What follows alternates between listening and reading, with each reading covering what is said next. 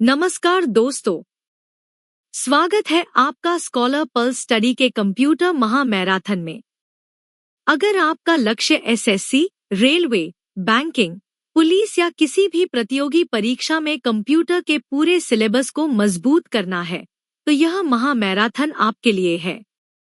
इस एक वीडियो में हम कंप्यूटर का इतिहास, संख्या प्रणाली, hardware, software, memory, internet, networking, cyber सुरक्षा, डीबीएमएस, एमएस ऑफिस, महत्वपूर्ण शॉर्टकट, आर्टिफिशियल इंटेलिजेंस और परीक्षा में बार बार पूछे जाने वाले एमसीक्यू तक सब कुछ आसान भाषा में समझेंगे।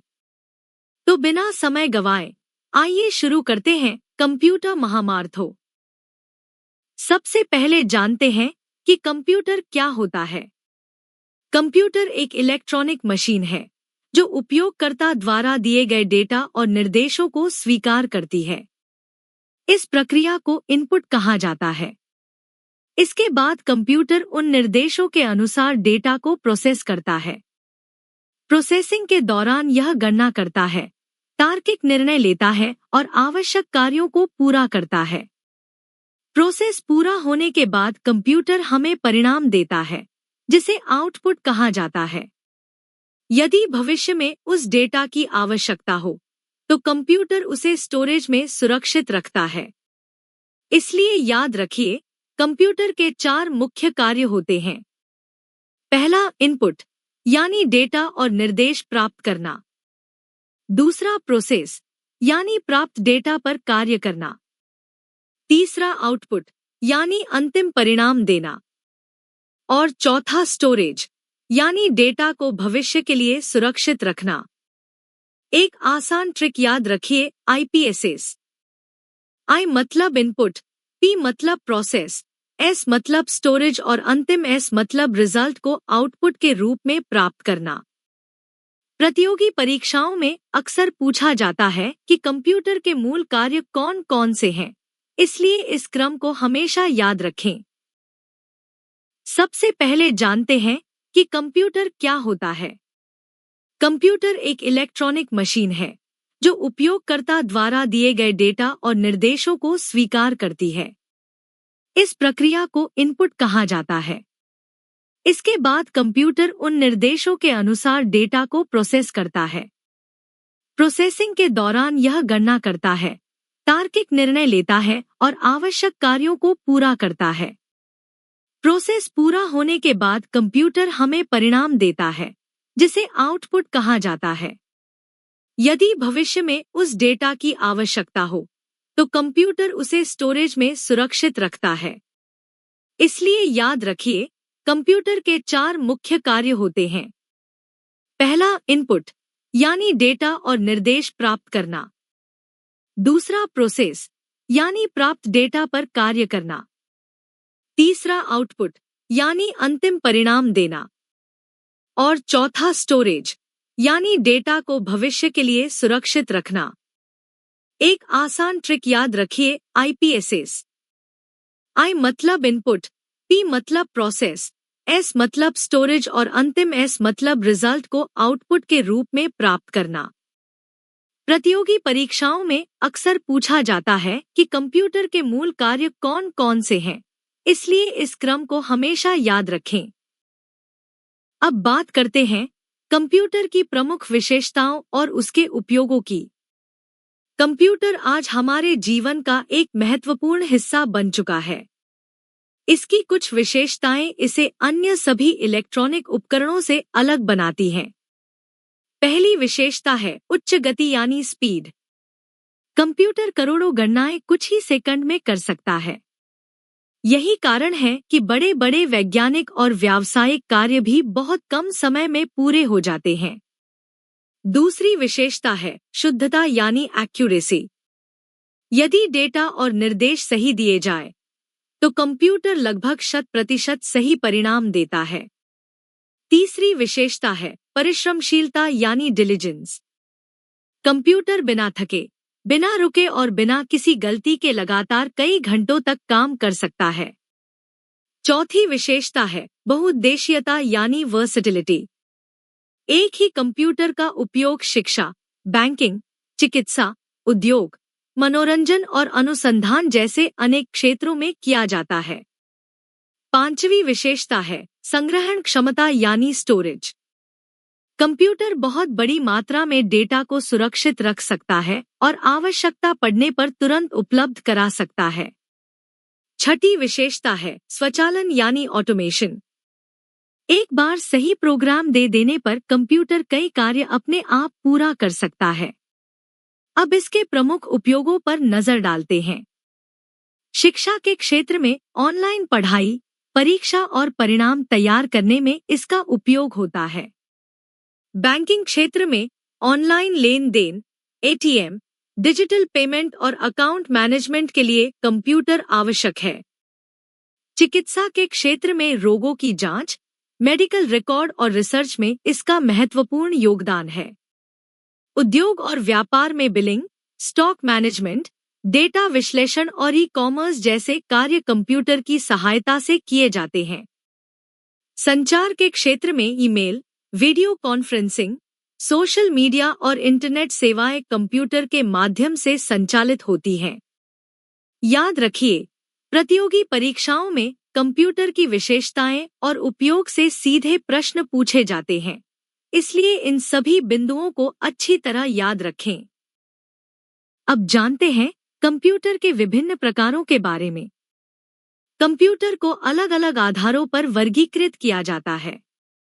मुख्य रूप से इसे डेटा के प्रकार, कार्य के सिद्धांत और आकार के आधार पर बांटा जाता है।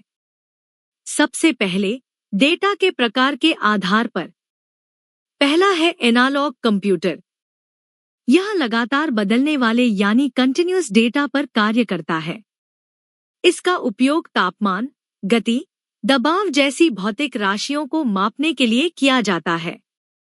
उदाहरण के रूप में स्पीडोमीटर, थर्मामीटर और एनालॉग घड़ी को याद रख सकते हैं।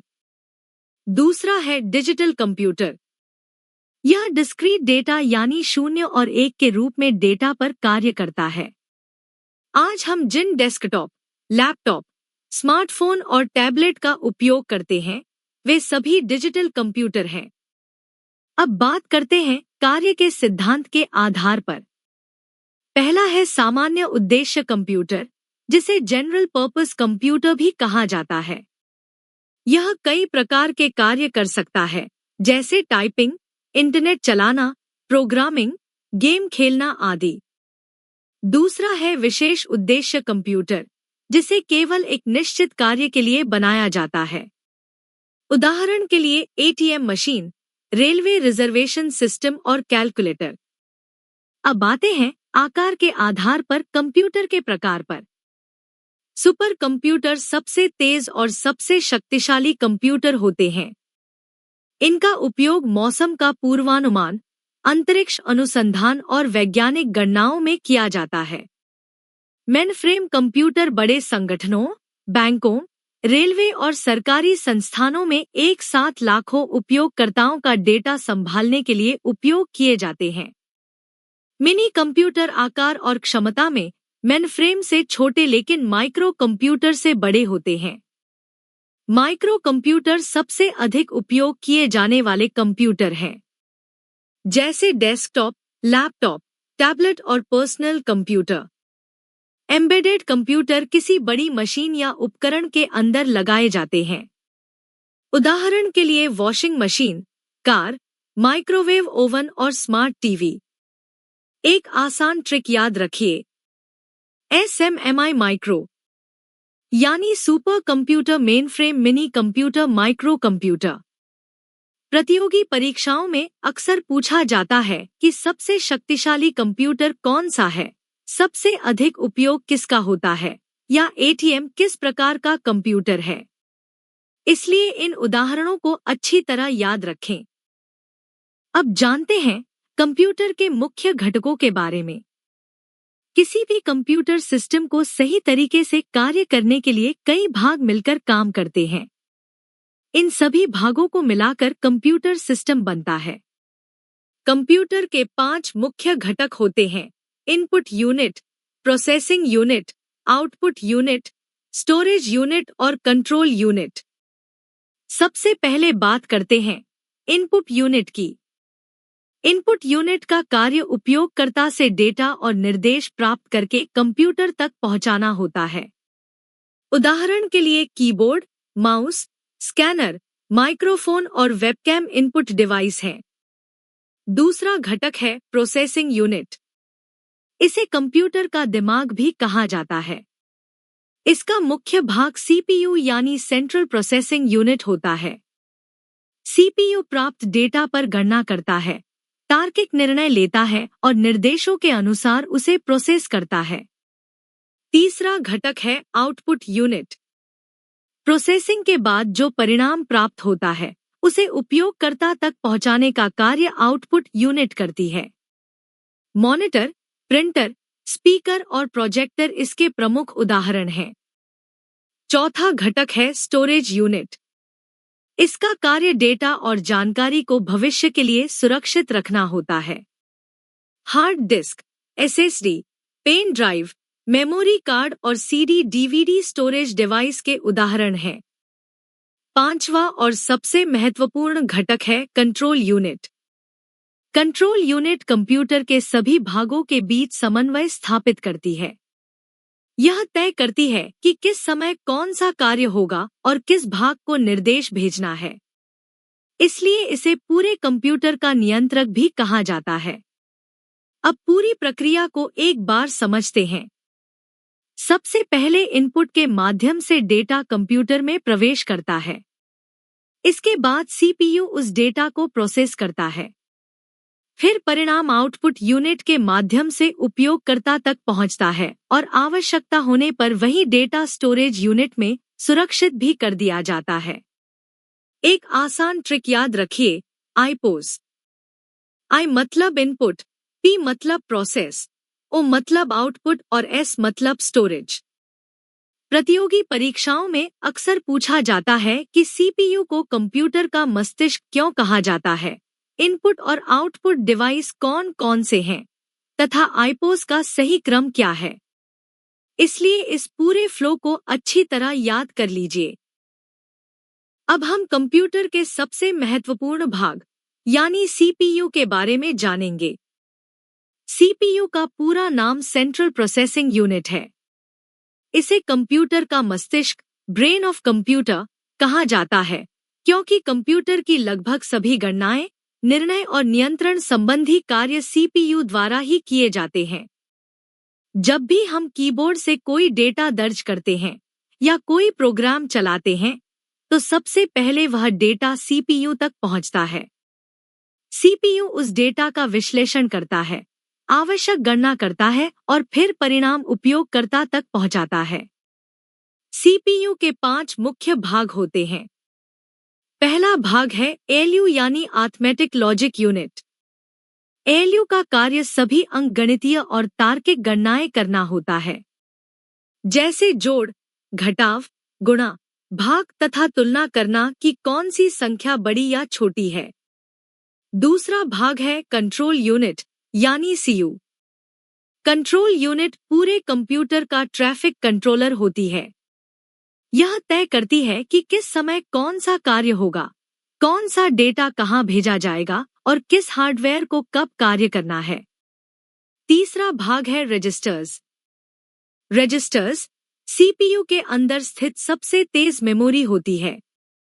प्रोसेसिंग के दौरान आवश्यक डेटा और निर्देश कुछ समय के लिए यहीं रखे जाते हैं, जिससे सीपीयू की गति बनी रहती है। चौथा भाग है cache memory. Cache memory CPU और मेन मेमोरी यानी रैम के बीच एक हाई स्पीड मेमोरी का कार्य करती है।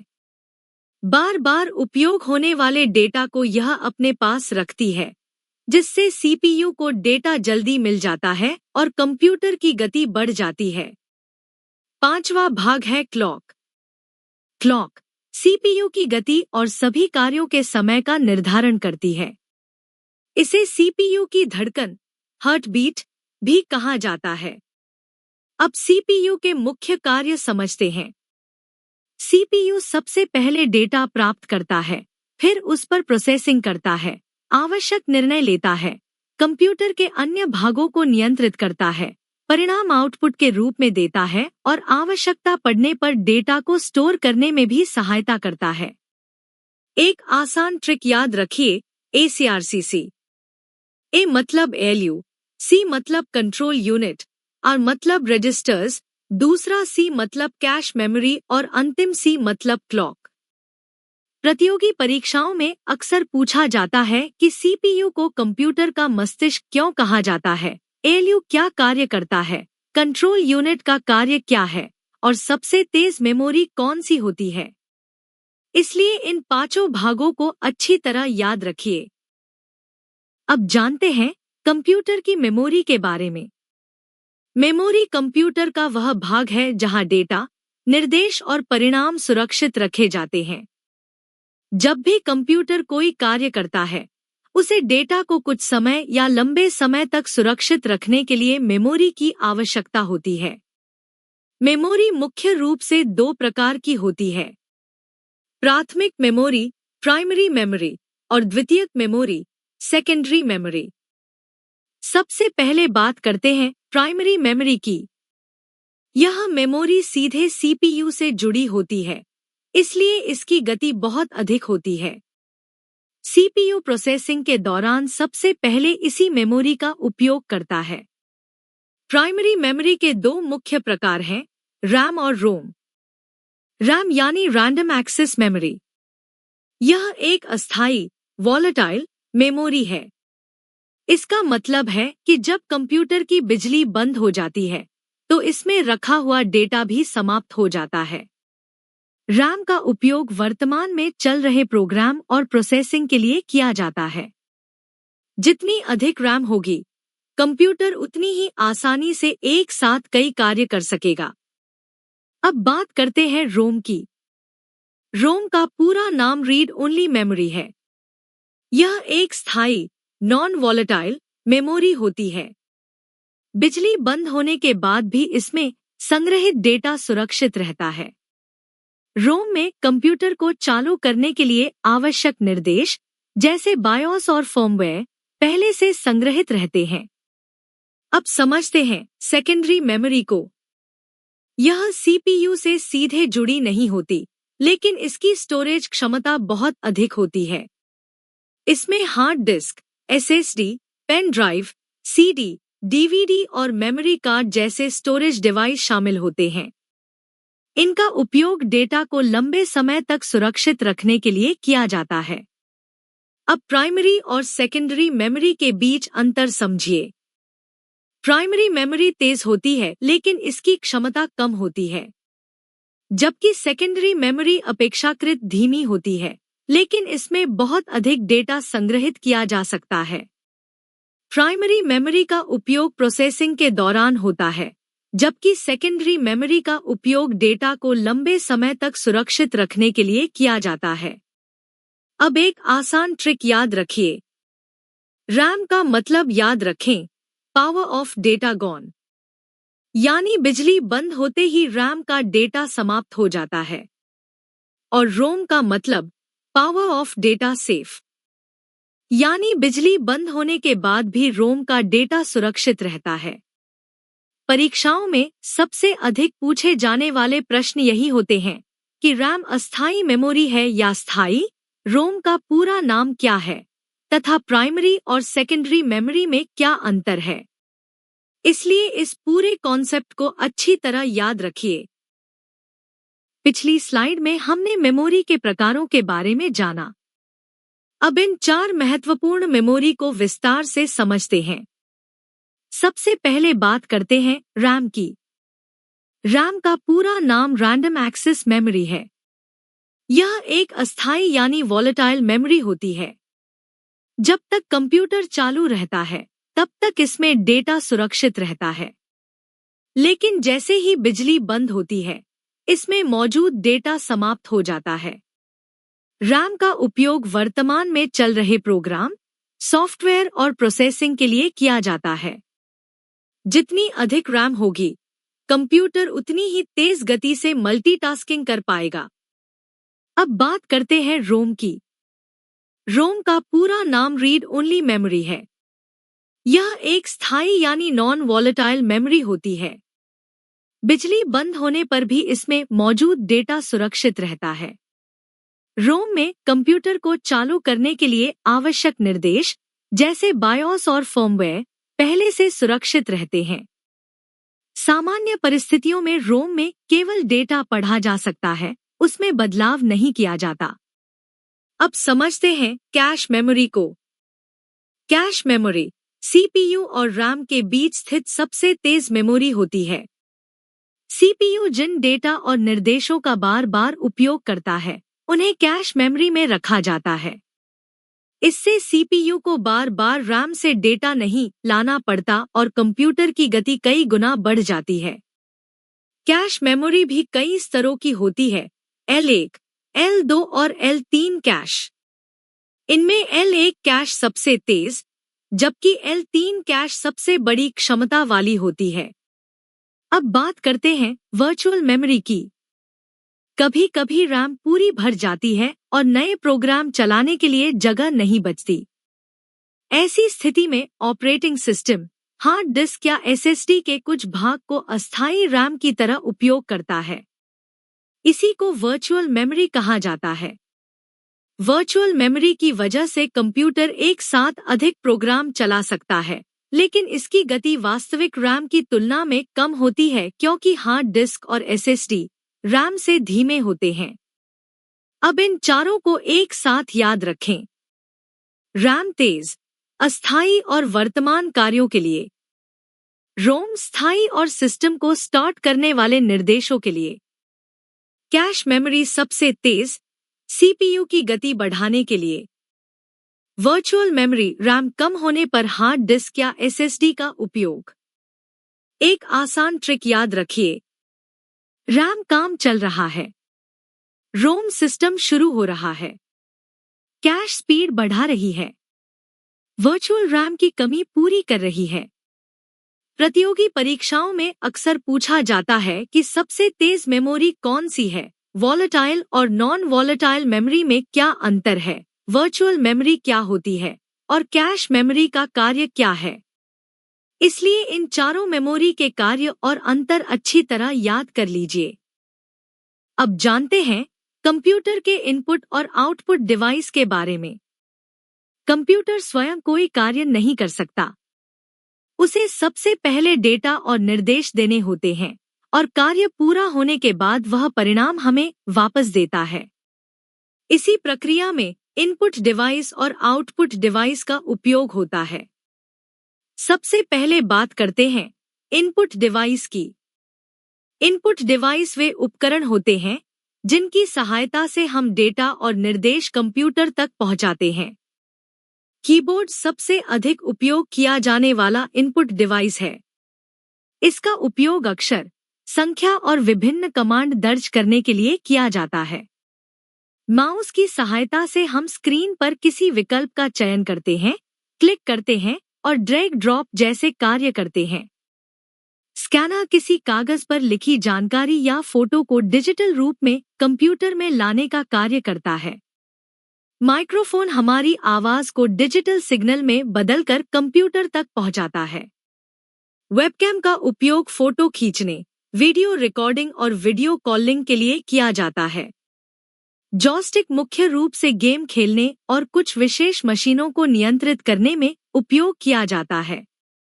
लाइट पेन स्क्रीन पर सीधे लिखने या किसी वस्तु का चयन करने के लिए प्रयोग किया जाता था। बारकोड रीडर दुकानों और मॉल में किसी उत्पाद के बारकोड को स्कैन करके उसकी जानकारी कंप्यूटर तक पहुंचाता है। अब बात करते हैं आउटपुट डिवाइस की। आउटपुट डिवाइस वे उपकरण होते हैं जिनके माध्यम से कंप्यूटर हमें प्रोसेस किया हुआ परिणाम प्रदान करता है। मॉनिटर सबसे प्रमुख आउटपुट डिवाइस है।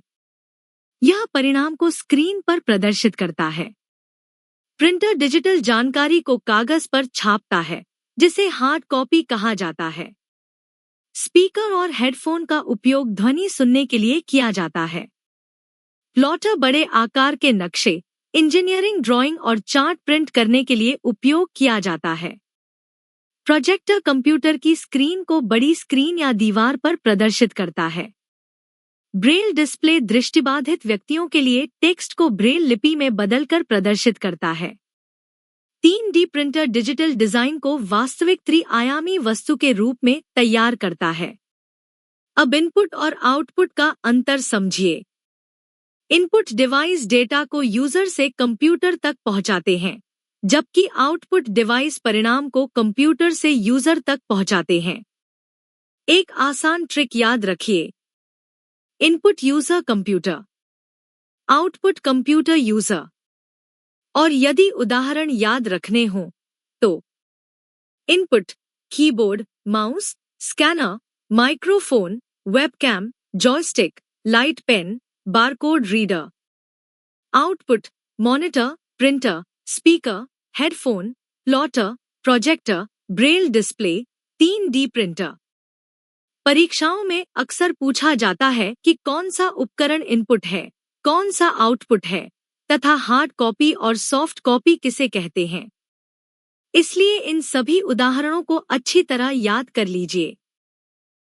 अब समझते हैं कंप्यूटर के दो सबसे महत्वपूर्ण भाग, हार्डवेयर और सॉफ्टवेयर। किसी भी कंप्यूटर सिस्टम को सही तरीके से काम करने के लिए इन दोनों की आवश्यकता होती है। यदि हार्डवेयर शरीर है, तो सॉफ्टवेयर उसकी आत्मा है। दोनों एक दूसरे के बिना अधूरे हैं। सबसे पहले बात करते हैं हार्डवेयर की। हार्डवेयर वे सभी भौतिक भाग, फिजिकल पार्ट्स होते हैं जिन्हें हम देख सकते हैं और छू सकते हैं। उदाहरण के लिए keyboard, mouse, monitor, CPU, printer, hard disk, motherboard, RAM, SMPS आदि सभी हार्डवेयर हैं। हार्डवेयर अपने आप कोई कार्य नहीं कर सकता। इसे काम करने के लिए सॉफ्टवेयर के निर्देशों की आवश्यकता होती है। अब बात करते हैं सॉफ्टवेयर की। सॉफ्टवेयर निर्देशों और प्रोग्रामों का ऐसा समूह है जो हार्डवेयर को बताता है कि कौन सा कार्य कैसे करना है। सॉफ्टवेयर को मुख्य रूप से दो भागों में बांटा जाता है। पहला है system software. System software computer के हार्डवेयर को नियंत्रित करता है और पूरे सिस्टम को संचालित करता है। इसके बिना कंप्यूटर चालू ही नहीं हो सकता। विंडोज, लिनक्स, डिवाइस ड्राइवर्स और यूटिलिटी प्रोग्राम्स इसके प्रमुख उदाहरण हैं। दूसरा है एप्लीकेशन सॉफ्टवेयर। यह उपयोगकर्ता के विशेष कार्यों को पूरा करने के लिए बनाया जाता है, जैसे MS वर्ड दस्तावेज बनाने के लिए, MS एक्सेल गणना और डेटा विश्लेषण के लिए, पावरपॉइंट प्रस्तुति बनाने के लिए और गूगल क्रोम इंटरनेट ब्राउज करने के लिए उपयोग किया जाता है। अब हार्डवेयर और सॉफ्टवेयर का अंतर समझिए। हार्डवेयर भौतिक, फिजिकल होता है, इसलिए उसे देखा और छुआ जा सकता है, जबकि सॉफ्टवेयर अभौतिक, इंटैंजिबल होता है। उसे देखा या छुआ नहीं जा सकता, केवल उपयोग किया जा सकता है। हार्डवेयर समय के साथ खराब हो सकता है, लेकिन सॉफ्टवेयर खराब होने के बजाय करप्ट, डिलीट या वायरस से प्रभावित हो सकता है। एक आसान ट्रिक याद रखिए। हार्डवेयर हार्ड हाथ से छू सकते हैं। सॉफ्टवेयर सॉफ्ट केवल निर्देश और प्रोग्राम जिन्हें छू नहीं सकते। और एक बात हमेशा याद रखें, हार्डवेयर बिना सॉफ्टवेयर के बेकार है और सॉफ्टवेयर बिना हार्डवेयर के चल ही नहीं सकता। दोनों मिलकर ही कंप्यूटर को पूरी तरह कार्य करने योग्य बनाते हैं। प्रतियोगी परीक्षाओं में अक्सर पूछा जाता है कि विंडोज किस प्रकार का सॉफ्टवेयर है, MS वर्ड किस श्रेणी में आता है तथा हार्डवेयर और सॉफ्टवेयर में क्या अंतर है। इसलिए इस पूरे कॉन्सेप्ट को अच्छी तरह याद कर लीजिए।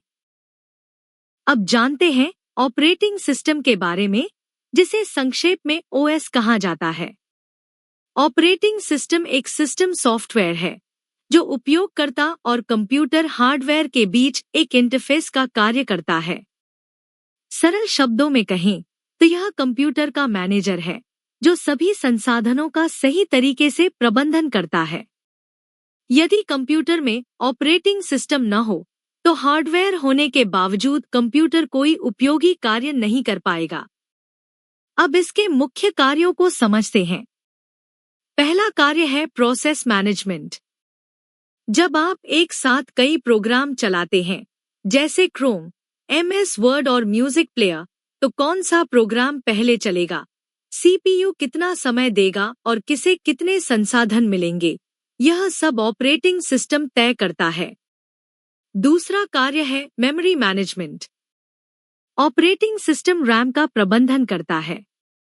कौन से प्रोग्राम को कितनी मेमोरी देनी है और कार्य पूरा होने पर मेमोरी को खाली करना है, यह भी OS का कार्य है। तीसरा कार्य है फाइल मैनेजमेंट। आपकी सभी फाइलें और फोल्डर व्यवस्थित रखना, उन्हें बनाना, कॉपी करना, हटाना और सुरक्षित रखना, यह कार्य भी ऑपरेटिंग सिस्टम करता है। चौथा कार्य है device management. Keyboard, mouse, printer, scanner और अन्य सभी इनपुट आउटपुट डिवाइस को नियंत्रित करना तथा उनके बीच समन्वय स्थापित करना भी OS का कार्य है। पांचवा कार्य है सिक्योरिटी मैनेजमेंट। उपयोगकर्ता की पहचान, पासवर्ड, अनुमति और डेटा की सुरक्षा का प्रबंधन भी ऑपरेटिंग सिस्टम करता है। अब ऑपरेटिंग सिस्टम के प्रकार देखते हैं। उपयोगकर्ता के आधार पर यह सिंगल यूजर ऑपरेटिंग सिस्टम और मल्टी यूजर ऑपरेटिंग सिस्टम हो सकता है। कार्य करने के आधार पर batch operating system, time sharing operating system, distributed operating system, network operating system और रियल टाइम ऑपरेटिंग सिस्टम प्रमुख प्रकार हैं। कुछ लोकप्रिय ऑपरेटिंग सिस्टम हैं: Windows, Linux, Mac OS, Android, iOS और क्रोम OS। इनमें विंडोज सबसे अधिक उपयोग किया जाने वाला डेस्कटॉप ऑपरेटिंग सिस्टम है, जबकि एंड्रॉयड दुनिया का सबसे लोकप्रिय मोबाइल ऑपरेटिंग सिस्टम माना जाता है। अब समझते हैं कि OS काम कैसे करता है। सबसे पहले उपयोगकर्ता कोई निर्देश देता है। वह निर्देश ऑपरेटिंग सिस्टम तक पहुंचता है।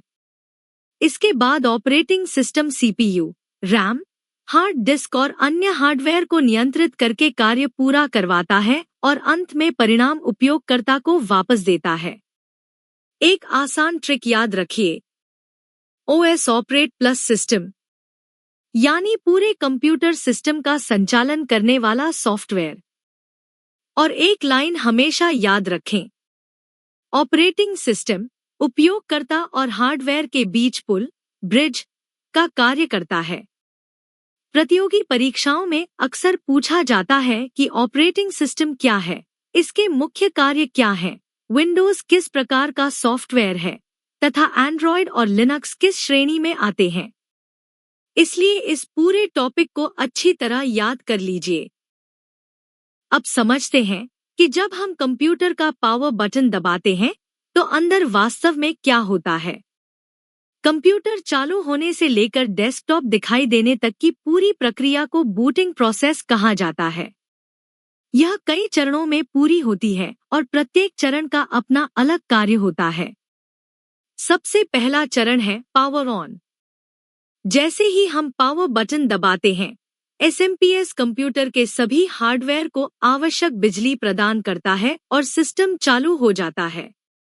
दूसरा चरण है बायोस या UEFI का सक्रिय होना। बायोस का पूरा नाम बेसिक इनपुट आउटपुट सिस्टम है। यह मदरबोर्ड की रोम चिप में पहले से मौजूद एक फर्मवेयर होता है। आधुनिक कंप्यूटरों में बायोस की जगह UEFI यानी यूनिफाइड एक्सटेंसिबल फर्मवेयर इंटरफेस का उपयोग किया जाता है, जो अधिक तेज, सुरक्षित और आधुनिक सुविधाओं से युक्त होता है। तीसरा चरण है पोस्ट यानी पावर ऑन सेल्फ टेस्ट। इस चरण में बायोस या UEFI यह जांच करता है कि कंप्यूटर के सभी आवश्यक हार्डवेयर जैसे CPU, RAM, keyboard, mouse, hard disk और अन्य डिवाइस सही तरीके से कार्य कर रहे हैं या नहीं। यदि किसी हार्डवेयर में समस्या होती है, तो कंप्यूटर बीप साउंड या एरर मैसेज के माध्यम से इसकी जानकारी देता है। चौथा चरण है बूट डिवाइस की खोज। अब बायोस या UEFI उस स्टोरेज डिवाइस को खोजता है जिसमें ऑपरेटिंग सिस्टम इंस्टॉल हो। यह hard disk, SSD, pen drive या अन्य बूटेबल डिवाइस हो सकती है। 5वां चरण है बूट लोडर को लोड करना। बूट लोडर एक छोटा सा प्रोग्राम होता है जो ऑपरेटिंग सिस्टम को स्टोरेज से रैम में लोड करने का कार्य करता है। 6वां चरण है ऑपरेटिंग सिस्टम का लोड होना। अब विंडोज, लिनक्स या अन्य ऑपरेटिंग सिस्टम अपनी आवश्यक सिस्टम फाइल्स, ड्राइवर्स और सर्विसेज को रैम में लोड करता है। 7वां और अंतिम चरण है डेस्कटॉप तैयार होना। जैसे ही सभी आवश्यक फाइल्स लोड हो जाती हैं, डेस्कटॉप दिखाई देने लगता है और कंप्यूटर उपयोग के लिए पूरी तरह तैयार हो जाता है। अब बायोस और यूईएफआई का अंतर समझिए। बायोस पुरानी तकनीक है, जबकि यूईएफआई उसका आधुनिक संस्करण है। बायोस सामान्यतः एमबीआर पार्टीशन को सपोर्ट करता है, जबकि यूईएफआई जीपीटी पार्टीशन को सपोर्ट करता है। यूईएफआई की बूटिंग स्पीड अधिक होती है और इसमें सिक्योर बूट जैसी अतिरिक्त सुरक्षा सुविधाएं भी होती हैं। अब एक आसान ट्रिक याद रखिए। P power on, B BIOS या UEFI, P POST, B boot device, L boot loader, O operating system, D desktop ready. यानी क्रम होगा power BIOS POST boot device boot loader operating system desktop. परीक्षाओं में अक्सर पूछा जाता है कि बायोस का पूरा नाम क्या है, पोस्ट का कार्य क्या है, बूट लोडर क्या करता है, यूईएफआई और बायोस में क्या अंतर है तथा बूटिंग प्रोसेस का सही क्रम क्या है। इसलिए इस पूरे फ्लो को अच्छी तरह याद रखिए। अब जानते हैं स्टोरेज डिवाइस के बारे में। स्टोरेज डिवाइस वे उपकरण होते हैं जिनका उपयोग डेटा, सूचना, फोटो, वीडियो, दस्तावेज और सॉफ्टवेयर को लंबे समय तक सुरक्षित रखने के लिए किया जाता है। सबसे पहले बात करते हैं हार्ड डिस्क यानी एचडीडी की। एचडीडी एक चुंबकीय, मैग्नेटिक तकनीक पर आधारित स्टोरेज डिवाइस है। इसकी स्टोरेज क्षमता काफी अधिक होती है और कीमत भी अपेक्षाकृत कम होती है। लेकिन इसकी गति एसएसडी की तुलना में कम होती है, क्योंकि इसमें घूमने वाली डिस्क और मूविंग पार्ट्स होते हैं। अब बात करते हैं एसएसडी यानी सॉलिड स्टेट ड्राइव की।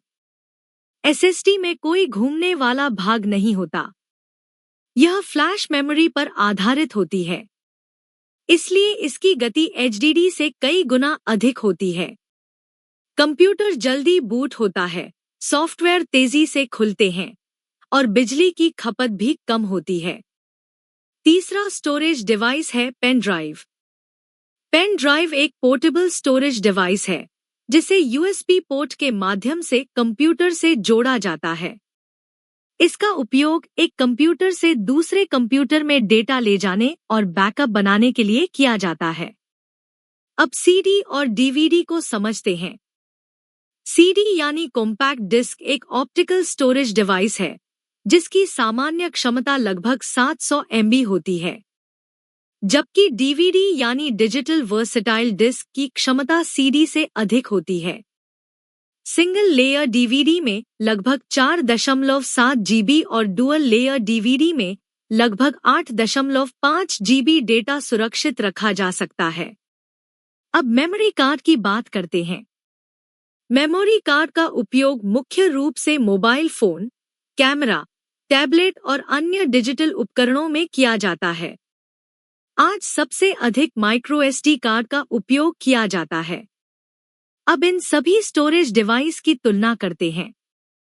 यदि आपको कम कीमत में अधिक स्टोरेज चाहिए, तो एचडीडी बेहतर विकल्प है। यदि आपको तेज गति और बेहतर परफॉर्मेंस चाहिए, तो एसएसडी सबसे अच्छा विकल्प है। यदि आपको डेटा को एक स्थान से दूसरे स्थान तक ले जाना है, तो पेन ड्राइव सबसे सुविधाजनक होती है। और यदि मोबाइल या कैमरे की स्टोरेज बढ़ानी हो, तो मेमोरी कार्ड का उपयोग किया जाता है। अब स्टोरेज की इकाइयां भी याद रखिए। 1 byte 8 bit, 1 kilobyte 1024 bytes, 1 MB 1024 kilobyte, 1 GB 1024 MB, 1 TB 1024 GB। एक आसान ट्रिक याद रखिए, HDD, SSD, P pen drive, C CD, D DVD, M memory card यानी HSP-CDM। परीक्षाओं में अक्सर पूछा जाता है कि HDD और SSD में क्या अंतर है, CD और DVD की क्षमता कितनी होती है तथा स्टोरेज की सबसे छोटी और सबसे बड़ी इकाई कौन सी है। इसलिए इन सभी बिंदुओं को अच्छी तरह याद कर लीजिए। अब हम कंप्यूटर के सबसे महत्वपूर्ण विषयों में से एक संख्या प्रणाली यानी नंबर सिस्टम को समझेंगे। कंप्यूटर हमारी तरह दशमलव संख्या प्रणाली को सीधे नहीं समझता, वह केवल 0 और 1 की भाषा समझता है। इसलिए कंप्यूटर में विभिन्न प्रकार की संख्या प्रणालियों का उपयोग किया जाता है। मुख्य रूप से 4 प्रकार की संख्या प्रणालियां होती हैं। पहली है दशमलव संख्या प्रणाली, डेसिमल नंबर सिस्टम। यह वही संख्या प्रणाली है जिसका उपयोग हम अपने दैनिक जीवन में करते हैं। इसका आधार यानी बेस 10 होता है और इसमें 0 से 9 तक कुल 10 अंक होते हैं। दूसरी है द्विआधारी संख्या प्रणाली, बाइनरी नंबर सिस्टम। यह कंप्यूटर की सबसे महत्वपूर्ण संख्या प्रणाली है। इसका बेस 2 होता है और इसमें केवल 2 अंक 0 और 1 होते हैं। कंप्यूटर के सभी डेटा, चाहे वह टेक्स्ट हो, इमेज हो, ऑडियो हो या वीडियो, अंत में 0 और 1 के रूप में ही संग्रहित और प्रोसेस किए जाते हैं। तीसरी है अष्टाधारी संख्या प्रणाली, ऑक्टल नंबर सिस्टम। इसका बेस 8 होता है और इसमें 0 से 7 तक कुल 8 अंक होते हैं। चौथी है षोडशाधारी संख्या प्रणाली, हेक्साडेसिमल नंबर सिस्टम। इसका बेस 16 होता है। इसमें 0 से 9 के साथ A, B, C, D, E और F का भी उपयोग किया जाता है। यहाँ याद रखिए, A 10, B 11, C 12, D 13, E 14 और F 15। अब संख्या परिवर्तन यानी कन्वर्शन को समझते हैं। यदि डेसिमल को बाइनरी में बदलना हो, तो संख्या को 2 से बार बार भाग देते हैं और शेषफल को नीचे से ऊपर पढ़ते हैं। यदि बाइनरी को डेसिमल में बदलना हो, तो प्रत्येक अंक को उसके स्थानमान यानी 2 की घात से गुणा करके जोड़ दिया जाता है। इसी प्रकार डेसिमल से ऑक्टल के लिए 8 से भाग और डेसिमल से हेक्साडेसिमल के लिए 16 से भाग दिया जाता है। अब एमएसबी और एलएसबी भी समझ लीजिए। एमएसबी यानी मोस्ट सिग्निफिकेंट बिट सबसे बाईं ओर की बिट होती है, जबकि एलएसबी यानी लीस्ट सिग्निफिकेंट बिट सबसे दाईं ओर की बिट होती है। एक आसान ट्रिक याद रखिए, DBOH यानी डेसिमल, बाइनरी, ऑक्टल, हेक्साडेसिमल, और इनके बेस याद रखने की ट्रिक है 10, 2, 8, 16 यानी डेसिमल 10, बाइनरी 2, ऑक्टल 8 और हेक्साडेसिमल 16। परीक्षाओं में सबसे अधिक प्रश्न नंबर सिस्टम के बेस, बाइनरी कन्वर्शन, हेक्साडेसिमल के अंकों तथा एमएसबी और एलएसबी से पूछे जाते हैं। इसलिए इस पूरे टॉपिक को अच्छी तरह समझना और कन्वर्शन का अभ्यास करना बहुत आवश्यक है। अब तक हमने नंबर सिस्टम को समझा। अब जानते हैं कि कंप्यूटर बाइनरी नंबर्स पर गणना कैसे करता है और विभिन्न कोड्स का उपयोग क्यों किया जाता है। सबसे पहले बात करते हैं बाइनरी अरिथमेटिक की। बाइनरी नंबर सिस्टम में केवल 2 अंक होते हैं, 0 और 1। इसलिए जोड़, घटाव, गुणा और भाग भी इन्हीं 2 अंकों के आधार पर किए जाते हैं। सबसे पहले बाइनरी एडिशन यानी जोड़। इसके 4 नियम याद रखिए। 0 + 0 0, 0 + 1 1, 1 + 0 1 और 1 + 1 10। यहाँ 10 का मतलब 10 नहीं, बल्कि 0 लिखकर एक कैरी आगे भेजना होता है। अब बाइनरी सब्ट्रैक्शन समझते हैं। 0 0 0, 101 110। लेकिन यदि शून्य में से एक घटाना हो तो अगले अंक से बोरो लिया जाता है। बाइनरी मल्टीप्लिकेशन के नियम बिल्कुल आसान है। 000 010 100 111। बाइनरी डिवीजन भी सामान्य भाग की तरह ही किया जाता है, केवल इसमें 0 और 1 का उपयोग होता है। अब बात करते हैं कंप्यूटर कोड्स की।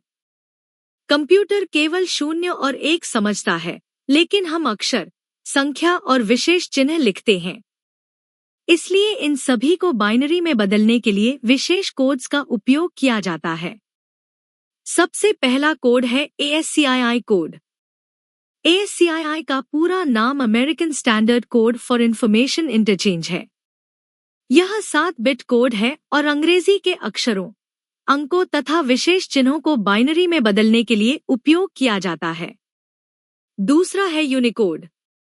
यूनिकोड आधुनिक और सबसे अधिक उपयोग किया जाने वाला कैरेक्टर एन्कोडिंग स्टैंडर्ड है। इसकी सबसे बड़ी विशेषता यह है कि यह हिंदी, अंग्रेजी, तमिल, चीनी, जापानी सहित लगभग सभी भाषाओं को सपोर्ट करता है। इसलिए आज अधिकांश वेबसाइट, मोबाइल ऐप और ऑपरेटिंग सिस्टम यूनिकोड का ही उपयोग करते हैं। तीसरा है EBCDIC कोड। इसका पूरा नाम extended binary coded decimal interchange code है। यह 8 बिट कोड है और मुख्य रूप से IBM मेनफ्रेम कंप्यूटर्स में उपयोग किया जाता है। अब एक बार क्विक रिवीजन कर लेते हैं। ASCII 7 bit code. यूनिकोड सभी भाषाओं का समर्थन। EBCDIC IBM mainframe computer. एक आसान ट्रिक याद रखिए, बेस B मतलब बाइनरी यानी बेस 2।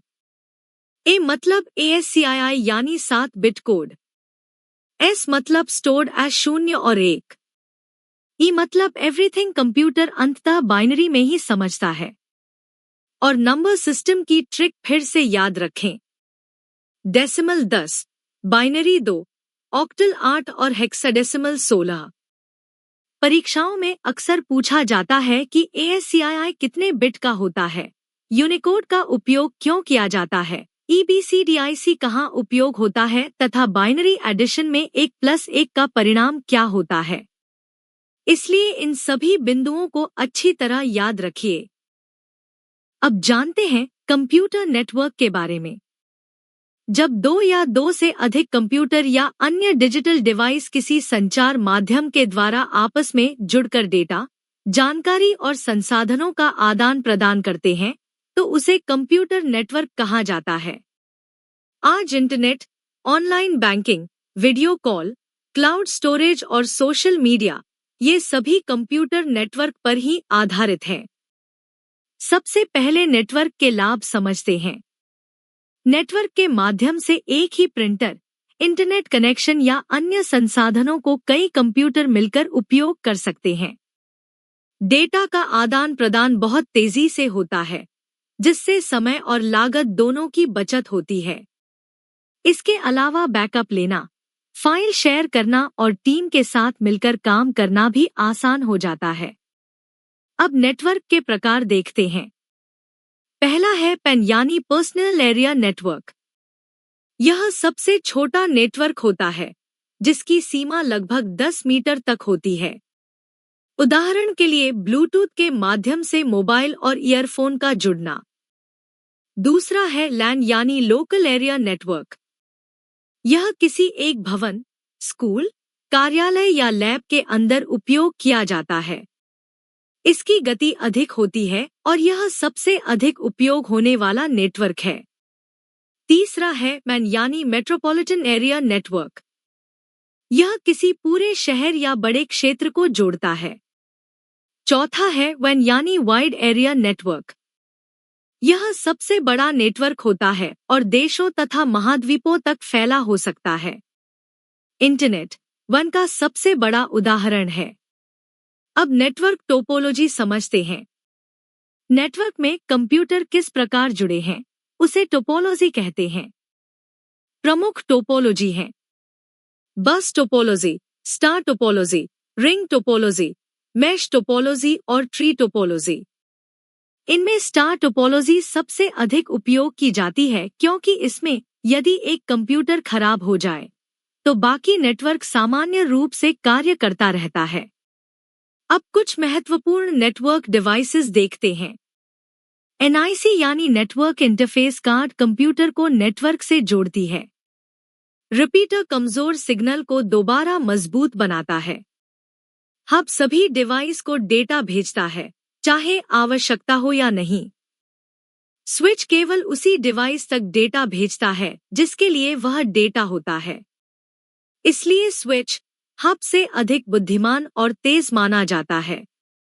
राउटर अलग अलग नेटवर्क को आपस में जोड़ता है और डेटा के लिए सही मार्ग चुनता है। घर में लगा वीएफई राउटर इसका सबसे सामान्य उदाहरण है। मॉडेम डिजिटल सिग्नल को एनालॉग और एनालॉग सिग्नल को डिजिटल में बदलता है। अब ओएसआई मॉडल की बात करते हैं। ओएसआई मॉडल में कुल 7 लेयर्स होती हैं। Application, presentation, session, transport, network, data link और फिजिकल लेयर। प्रतियोगी परीक्षाओं में अक्सर इन लेयरों की संख्या पूछी जाती है। अब आईपी एड्रेस समझते हैं। आईपी एड्रेस किसी भी नेटवर्क से जुड़े डिवाइस की विशिष्ट पहचान, यूनिक एड्रेस होता है।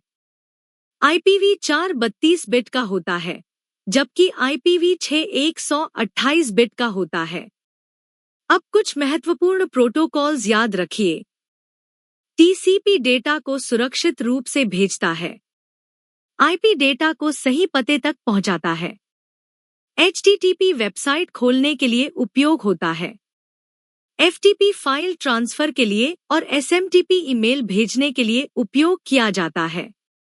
एक आसान ट्रिक याद रखिए। PPAN, LLAN, MMAN, WWAN यानी personal local metropolitan wide area network.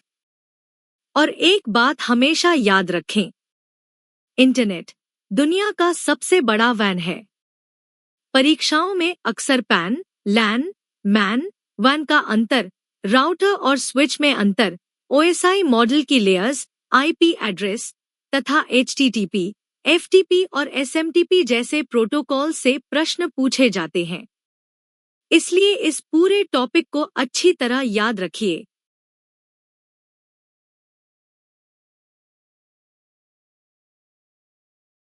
अब हम इंटरनेट और वर्ल्ड वाइड वेब यानी WWW के बारे में विस्तार से समझेंगे। सबसे पहले यह समझ लीजिए कि इंटरनेट और WWW दोनों एक ही चीज नहीं है। प्रतियोगी परीक्षाओं में अक्सर यही प्रश्न पूछा जाता है। इंटरनेट क्या है? इंटरनेट दुनिया का सबसे बड़ा नेटवर्क ऑफ नेटवर्क्स है। अर्थात यह लाखों करोड़ों कंप्यूटर नेटवर्क का आपस में जुड़ा हुआ विशाल नेटवर्क है। इंटरनेट की सहायता से हम दुनिया के किसी भी कोने में बैठे व्यक्ति से कुछ ही सेकंड में जानकारी साझा कर सकते हैं। इंटरनेट का विकास ARPANET परियोजना से हुआ था, जिसकी शुरुआत 1969 में अमेरिका में की गई थी। अब इंटरनेट की प्रमुख विशेषताएं समझते हैं। इंटरनेट विश्वव्यापी नेटवर्क है, इसलिए इसे दुनिया के लगभग हर देश में उपयोग किया जाता है। इसकी सहायता से ईमेल भेजना, वीडियो कॉल करना, ऑनलाइन पढ़ाई, बैंकिंग, ऑनलाइन खरीदारी और मनोरंजन जैसे हजारों कार्य किए जा सकते हैं। अब बात करते हैं वर्ल्ड वाइड वेब यानी WWW की।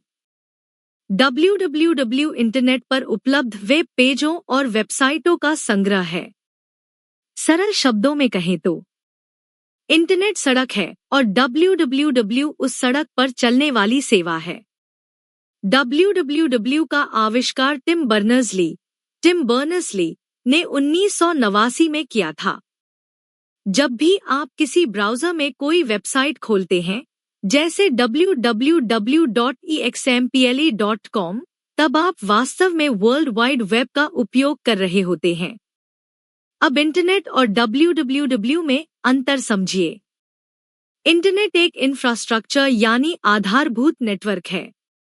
जबकि www इंटरनेट पर चलने वाली सर्विस है, जिसके माध्यम से हम वेबसाइट और वेब पेज देखते हैं। अब समझते हैं कि इंटरनेट काम कैसे करता है। जब आप ब्राउज़र में किसी वेबसाइट का पता लिखते हैं, तो आपका अनुरोध सबसे पहले इंटरनेट सर्विस प्रोवाइडर यानी ISP के पास जाता है। वहां से यह इंटरनेट के माध्यम से संबंधित वेब सर्वर तक पहुंचता है। वेब सर्वर आवश्यक जानकारी वापस आपके कंप्यूटर या मोबाइल तक भेजता है और कुछ ही क्षणों में वेबसाइट आपकी स्क्रीन पर दिखाई देने लगती है। अब इंटरनेट की प्रमुख सेवाएं देखते हैं। इंटरनेट पर हम email, FTP, chat, voice over internet protocol यानी VoIP, online banking, social networking, e-commerce और ई-लर्निंग जैसी सेवाओं का उपयोग करते हैं। अब कुछ महत्वपूर्ण शब्द समझिए। URL किसी वेबसाइट का पता होता है। वेब ब्राउज़र वह सॉफ्टवेयर है जिसकी सहायता से हम वेबसाइट खोलते हैं, जैसे गूगल क्रोम, माइक्रोसॉफ्ट एज और मोज़िला फायरफॉक्स। वेबसाइट कई वेब पेजेस का समूह होती है और हाइपरलिंक वह लिंक होता है जिस पर क्लिक करके हम एक पेज से दूसरे पेज पर पहुंचते हैं। अब एक आसान ट्रिक याद रखिए। I internet, W world, W wide web, यानी इंटरनेट दुनिया का सबसे बड़ा नेटवर्क है, जबकि www इंटरनेट पर उपलब्ध जानकारी देखने का माध्यम है। परीक्षाओं में अक्सर पूछा जाता है कि इंटरनेट और www में क्या अंतर है। www का आविष्कार किसने किया, ARPANET कब शुरू हुआ, URL क्या होता है तथा ब्राउज़र और वेबसाइट में क्या अंतर है। इसलिए इन सभी बिंदुओं को अच्छी तरह याद रखिए। अब हम इंटरनेट की 4 सबसे महत्वपूर्ण सेवाओं के बारे में जानेंगे: email, web browser, search engine और DNS। ये चारों विषय लगभग हर प्रतियोगी परीक्षा में पूछे जाते हैं। सबसे पहले बात करते हैं ईमेल यानी इलेक्ट्रॉनिक मेल की। ईमेल इंटरनेट के माध्यम से संदेश भेजने और प्राप्त करने की सबसे लोकप्रिय सेवा है। इसकी सहायता से हम text, documents, PDF, image, audio और वीडियो जैसी फाइलें दुनिया के किसी भी व्यक्ति को कुछ ही सेकंड में भेज सकते हैं। ईमेल भेजने के लिए SMTP यानी सिंपल मेल ट्रांसफर प्रोटोकॉल का उपयोग किया जाता है, जबकि ईमेल प्राप्त करने के लिए POP3 और IMAP प्रोटोकॉल का उपयोग किया जाता है। अब ईमेल एड्रेस को समझिए। यदि किसी का ईमेल है student@gmail.com, इसमें स्टूडेंट को यूजर नेम कहते हैं, @ को @ कहते हैं और gmail.com को डोमेन नेम कहा जाता है। अब बात करते हैं वेब ब्राउज़र की। वेब ब्राउज़र वह सॉफ्टवेयर है जिसकी सहायता से हम इंटरनेट पर मौजूद वेबसाइट और वेब पेजेस को खोलते और देखते हैं।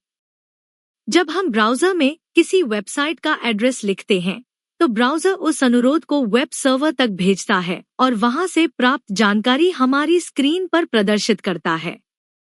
कुछ लोकप्रिय वेब ब्राउज़र्स हैं: Google Chrome, Microsoft Edge, Mozilla Firefox, opera और सफारी। ब्राउज़र की प्रमुख विशेषताएं हैं: वेब पेजेस खोलना, बुकमार्क बनाना, हिस्ट्री सुरक्षित रखना, डाउनलोड करना तथा सुरक्षित ब्राउजिंग के लिए HTTPS का समर्थन करना। अब सर्च इंजन को समझते हैं। सर्च इंजन ऐसा ऑनलाइन टूल है जो इंटरनेट पर उपलब्ध करोड़ों वेब पेजेस में से आपकी आवश्यकता की जानकारी खोजकर कुछ ही सेकंड में आपके सामने प्रस्तुत करता है। जब आप कोई कीवर्ड लिखते हैं, तो सर्च इंजन अपने डाटाबेस में खोज करता है और सबसे उपयुक्त परिणाम दिखाता है। गूगल, बिंग, याहू और डकडक इसके प्रमुख उदाहरण हैं। याद रखिए, गूगल एक सर्च इंजन है, ब्राउज़र नहीं। अब समझते हैं DNS यानी डोमेन नेम सिस्टम। DNS को इंटरनेट की टेलीफोन डायरेक्टरी भी कहा जाता है। कंप्यूटर केवल IP एड्रेस को समझता है, जबकि हम वेबसाइट का नाम याद रखते हैं। उदाहरण के लिए, हम www.gogla.com लिखते हैं, लेकिन कंप्यूटर को उसका आईपी एड्रेस चाहिए। डीएनएस इस डोमेन नेम को संबंधित आईपी एड्रेस में बदल देता है, जिससे ब्राउज़र सही सर्वर तक पहुंच जाता है। डीएनएस में मुख्य रूप से recursive DNS server, root DNS server, TLD server और ऑथोरिटेटिव डीएनएस सर्वर मिलकर कार्य करते हैं। अब एक आसान ट्रिक याद रखिए। Email, B browser, S search engine, D DNS. यानी ईमेल से संदेश भेजते हैं, ब्राउज़र से वेबसाइट खोलते हैं, सर्च इंजन से जानकारी खोजते हैं। डीएनएस वेबसाइट के नाम को आईपी एड्रेस में बदलता है। और एक महत्वपूर्ण बात हमेशा याद रखिए, ब्राउज़र वेबसाइट खोलता है, सर्च इंजन वेबसाइट खोजता है। यह प्रश्न एसएससी, रेलवे और बैंकिंग परीक्षाओं में कई बार पूछा जा चुका है।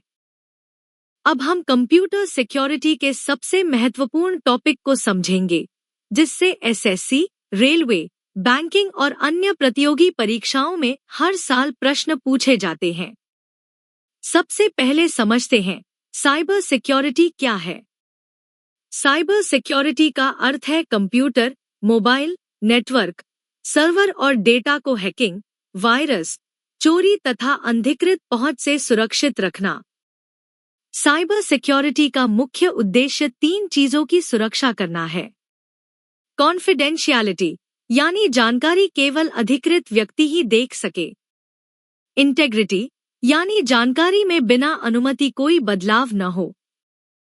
और अवेलेबिलिटी, यानी आवश्यकता पड़ने पर जानकारी हमेशा उपलब्ध रहे। अब बात करते हैं वायरस की। वायरस एक हानिकारक कंप्यूटर प्रोग्राम है, जो स्वयं नहीं फैल सकता। इसे फैलने के लिए किसी होस्ट फाइल या प्रोग्राम की आवश्यकता होती है। जब संक्रमित फाइल को चलाया जाता है, तब वायरस सक्रिय होकर अन्य फाइलों को भी संक्रमित करने लगता है। इसके कारण डेटा नष्ट हो सकता है, सिस्टम धीमा हो सकता है और कई बार पूरा ऑपरेटिंग सिस्टम भी प्रभावित हो जाता है। अब मैलवेयर को समझते हैं।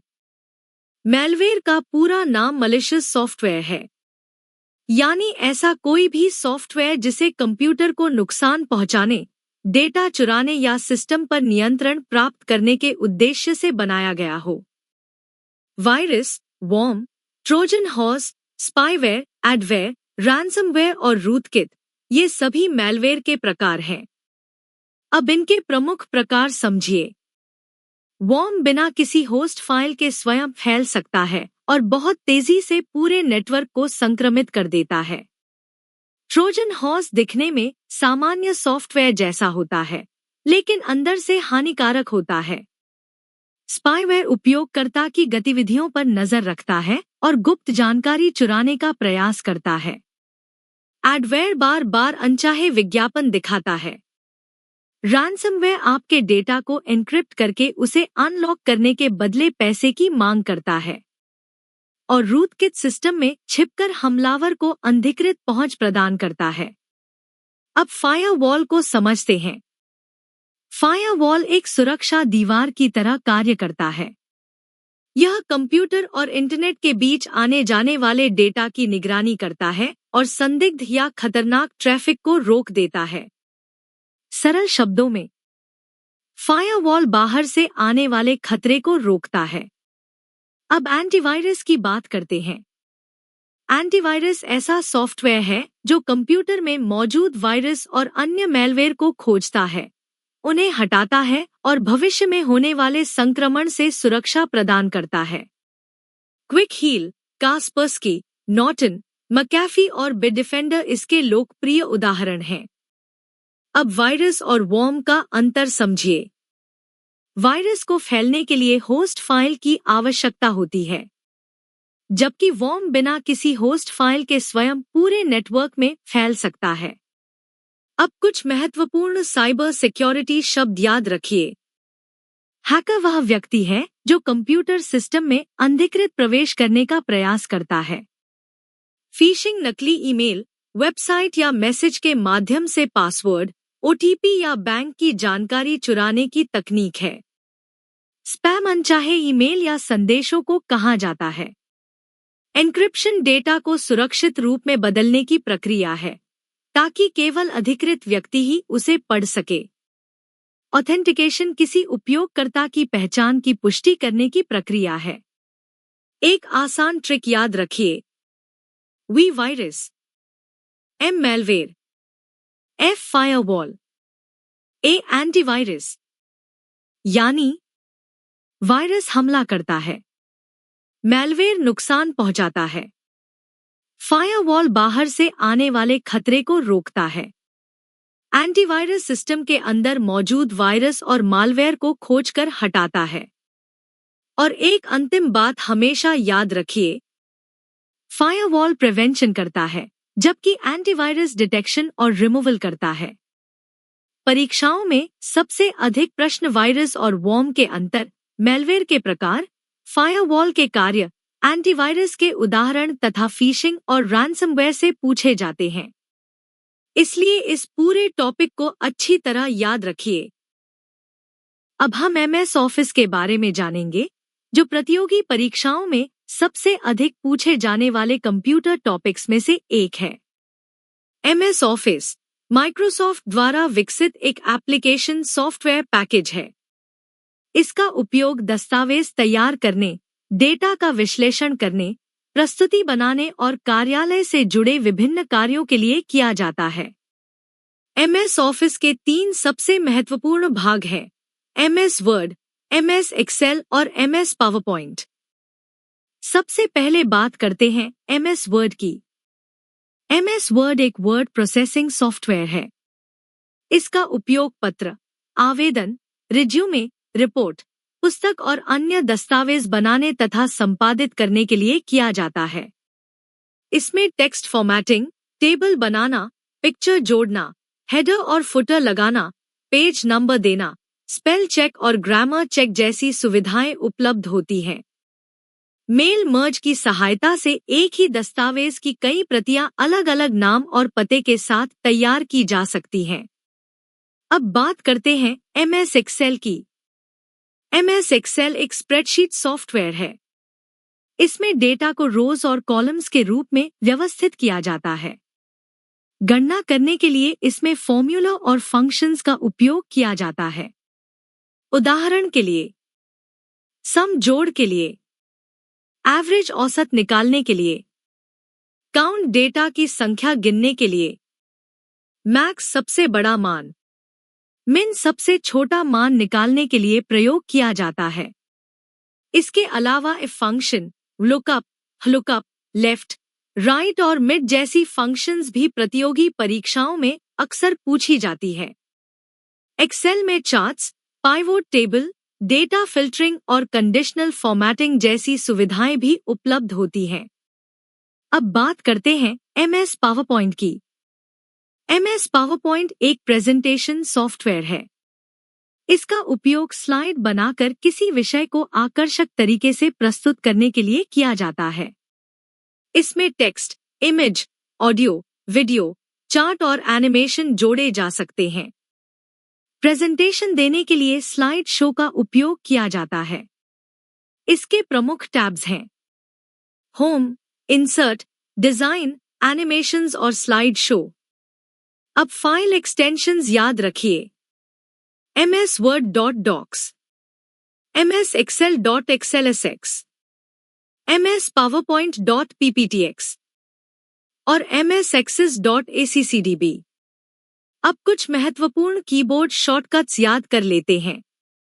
Ctrl+N नया डॉक्यूमेंट बनाने के लिए, Ctrl+O पहले से बनी फाइल खोलने के लिए, Ctrl+S फाइल सेव करने के लिए, Ctrl+P प्रिंट करने के लिए, Ctrl+C copy, Ctrl+X cut, Ctrl+V paste, Ctrl+Z undo, Ctrl+Y redo, Ctrl+B bold, Ctrl+I italic और Ctrl+U अंडरलाइन करने के लिए उपयोग किया जाता है।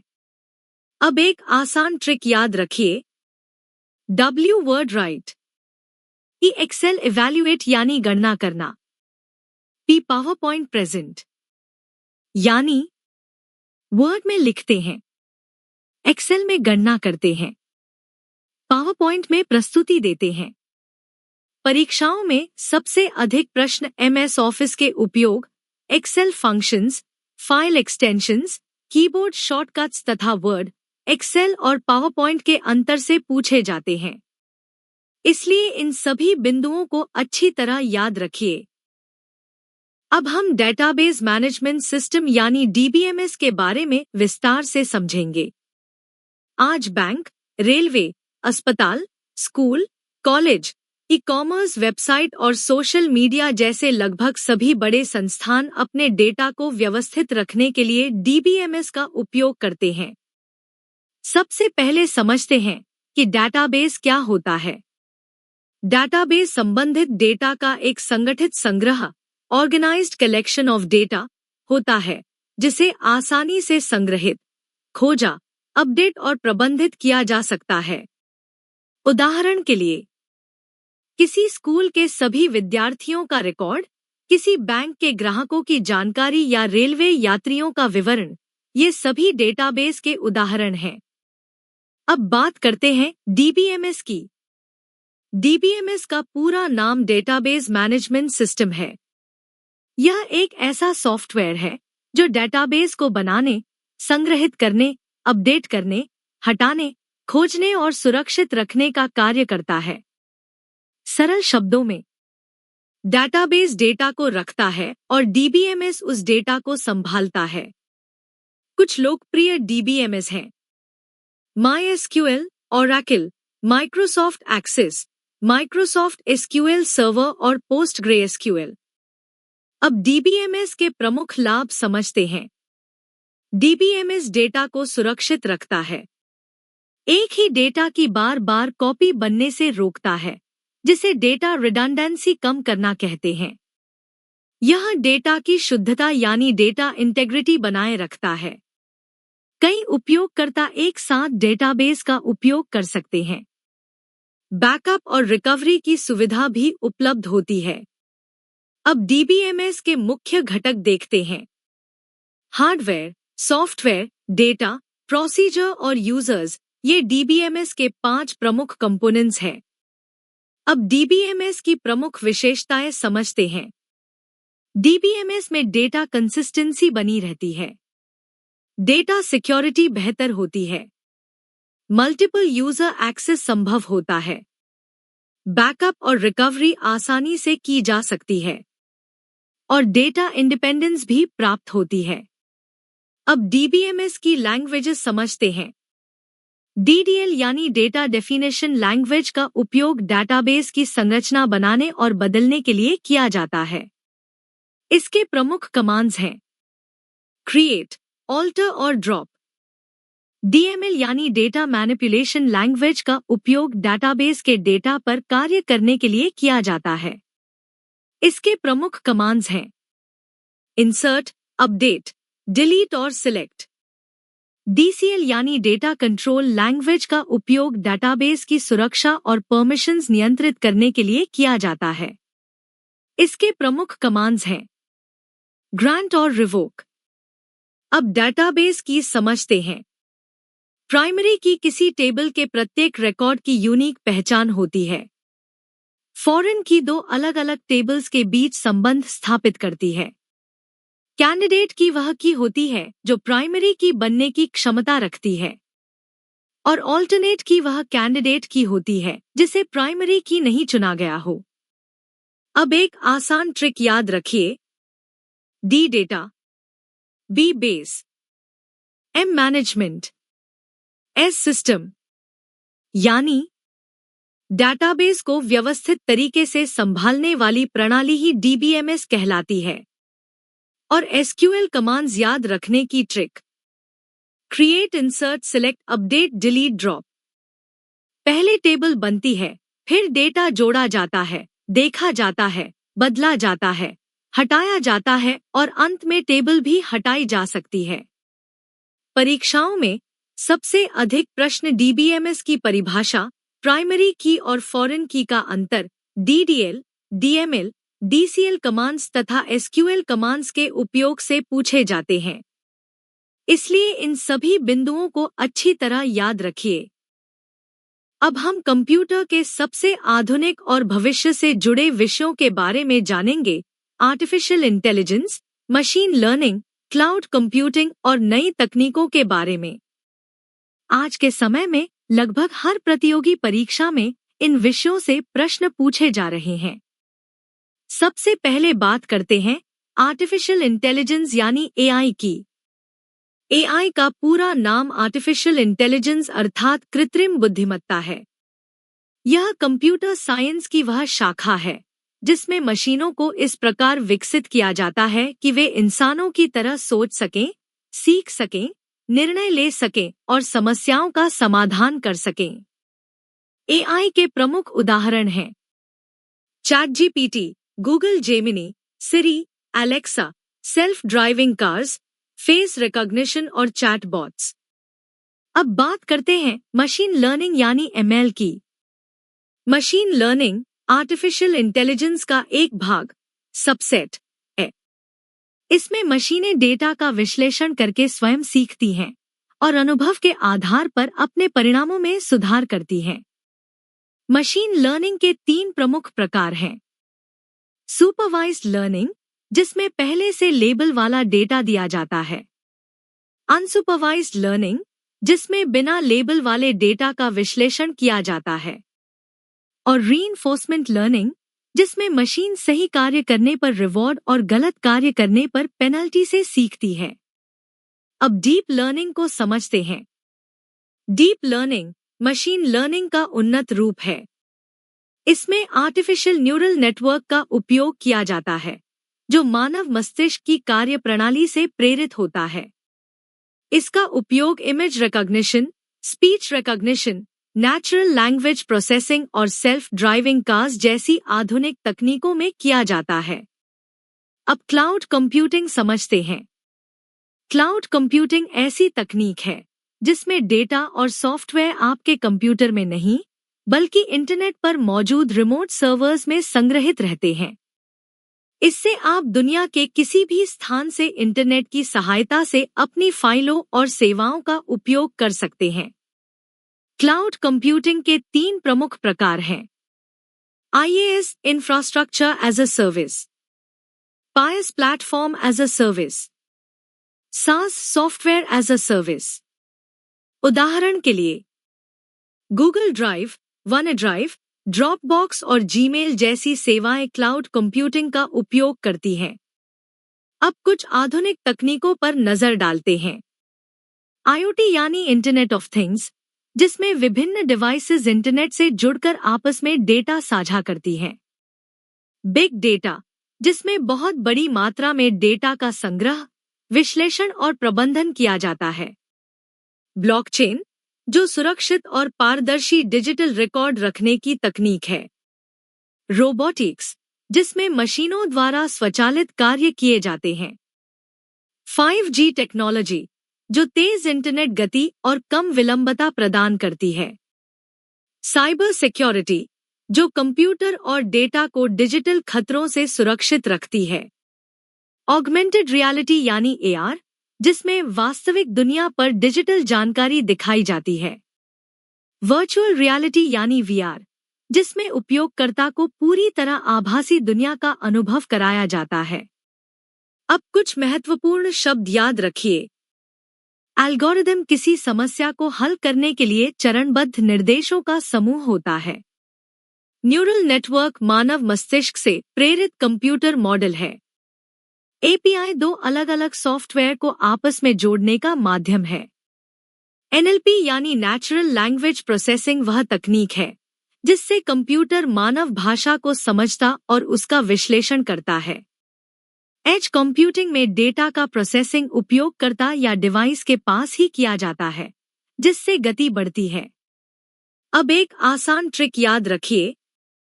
AI सोचने वाली मशीन, ML डेटा से सीखने वाली मशीन, क्लाउड इंटरनेट पर उपलब्ध सेवाएं और स्टोरेज।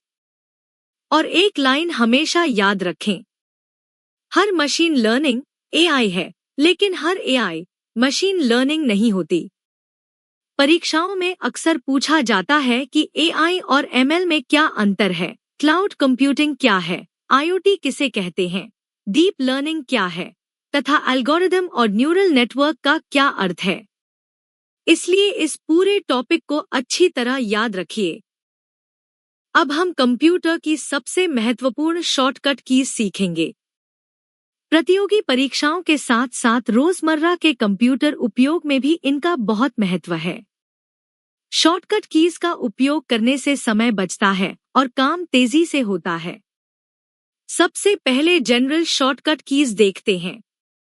Ctrl+A सभी टेक्स्ट या फाइल्स को सिलेक्ट करने के लिए, Ctrl+C किसी भी टेक्स्ट या फाइल को कॉपी करने के लिए, Ctrl+X कट करने के लिए, Ctrl+V कॉपी या कट किए गए डेटा को पेस्ट करने के लिए, Ctrl+Z गलती होने पर पिछले कार्य को अनडू करने के लिए, Ctrl+Y अनडू किए गए कार्य को फिर से लागू करने के लिए यानी रीडू, Ctrl+S वर्तमान फाइल को सेव करने के लिए।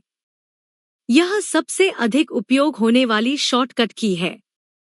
Ctrl+P किसी डॉक्यूमेंट को प्रिंट करने के लिए, Ctrl+N नई फाइल या डॉक्यूमेंट बनाने के लिए, Ctrl+O पहले से बनी हुई फाइल खोलने के लिए, Ctrl+F किसी शब्द या जानकारी को खोजने के लिए, Ctrl+H find and replace window खोलने के लिए। अब विंडोज की महत्वपूर्ण शॉर्टकट कीज देखते हैं।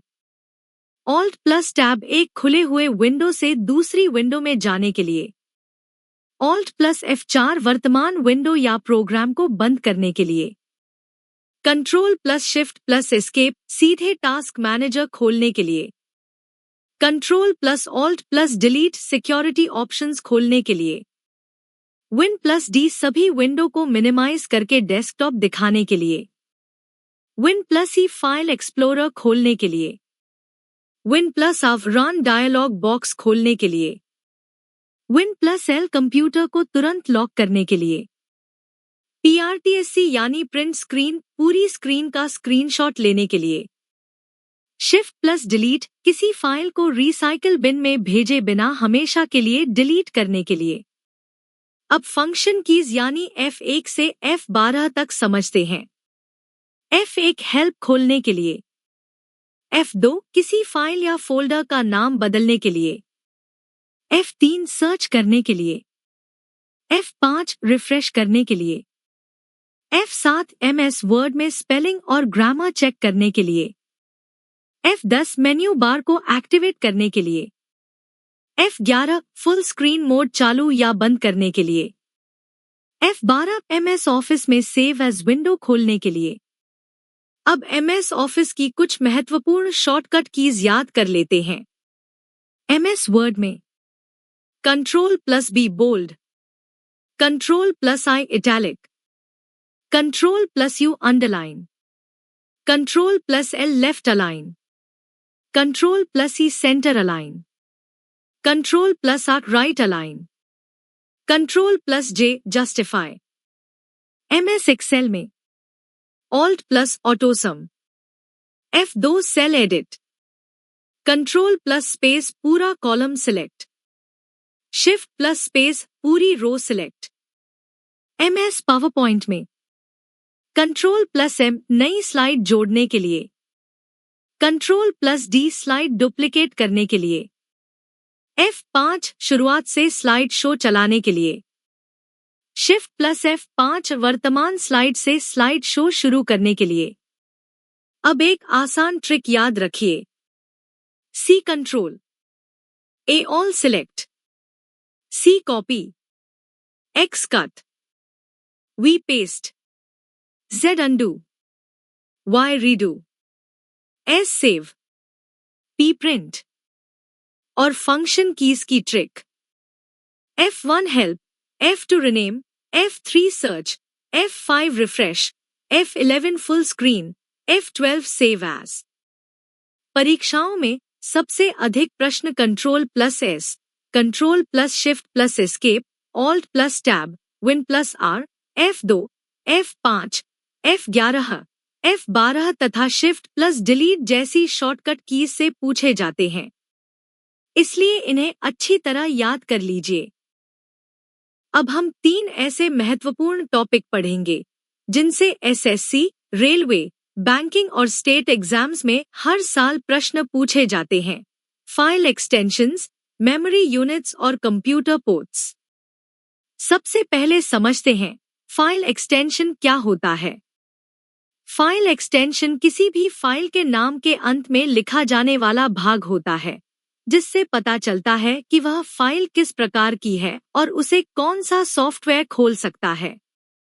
कुछ महत्वपूर्ण फाइल एक्सटेंशंस याद रखिए: .docs, MS Word document; .xlsx, MS Excel worksheet; .pptx, MS PowerPoint presentation; .pdf, portable document format, जिसे लगभग हर डिवाइस में खोला जा सकता है; .txt, सामान्य टेक्स्ट फाइल; .jpg या .jpeg, image file; .png, high quality image, जिसमें ट्रांसपेरेंट बैकग्राउंड भी हो सकता है; .mp3, audio file; .mp4, video file; .zip, compressed file, जिसका उपयोग कई फाइल्स को एक साथ छोटा करके रखने के लिए किया जाता है; .x, एक्जीक्यूटेबल फाइल, जिससे कोई सॉफ्टवेयर या प्रोग्राम चलाया जाता है;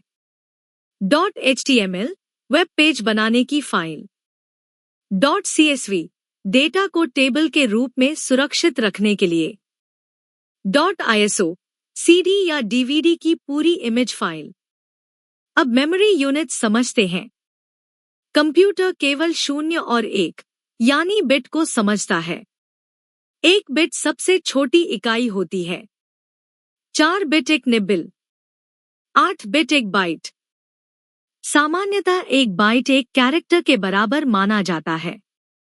इसके बाद 1 kilobyte 1024 bytes, 1 MB 1024 kilobyte, 1 GB 1024 MB, 1 TB 1024 GB, 1 PB 1024 TB, 1 EB 1024 PB, 1 ZB 1024 EB, 1 YB 1024 ZB। याद रखिए, कंप्यूटर मेमोरी हमेशा 1024 के गुणक में बढ़ती है।